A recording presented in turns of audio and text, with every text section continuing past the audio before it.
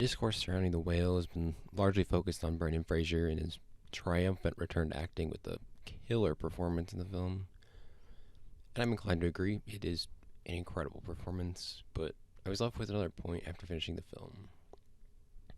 Fraser's character, Charlie, his views on writing something honest, writing the closest to my own views on writing in a way that I never expected to happen.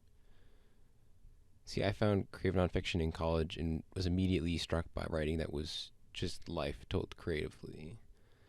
I loved seeing the lives of people laid bare, both the good and the bad. It's enthralling, just as it is devastating. And so much of creative nonfiction is emotionally draining stories of troubled youth, abuse, and any other number of emotionally and physically striking moments in the lives of the authors. But I find this alluring because it's gripping, but it's also incredibly honest. None of the pieces mince words about the other people present in the story. The abusive parents are laid bare just as much as the author lays themselves bare on the page. What Charlie says so often during The Whale is to write something honest. That can be something kind or resentful, but it has to be honest. And even for Charlie, his character arc for the film involves gradually growing more honest about his emotions, his life, and every relationship in his life. As much as he tells the students to write honestly, he still hides himself behind the lie of a broken camera or the depths of his grief. Charlie acts under the assumption that he'll be dying soon, and it motivates all of his desires to connect with people.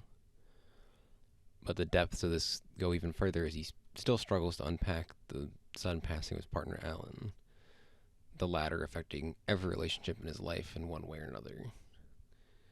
Charlie has to grapple with the honesty needed to make the attempt to reconcile with his ex-wife, his daughter, and his friend. Discovering creative nonfiction was a gateway for me. It allowed me to be honest about myself, the depths of my feelings and hurt, as well as the honest feelings that lurked beneath so much of my existence. I've lived a lot of my life bearing nothing but falsities as my outer shell. I never really had an outlet to express that. I was doing my early rumblings of creative nonfiction in high school, but I kind of just tucked it away under emotional outbursts that were needed to rein me back into reality. But it wasn't until I was able to accept that and channel them into creative writing that the honesty of my soul began to shine through. I could share my writing with others, so even if my spoken words still reeked of a false presentation, at least my written words were true. Charlie's arc throughout the film doesn't permit him the luxury of having his own written words to convey his feelings. He doesn't have the time left for that. His past is coming at him with the same force as his impending death, and he has to manage to reconcile his past before death beats him to it. And all of this involves being honest with himself and everyone around him, whether he likes it or not.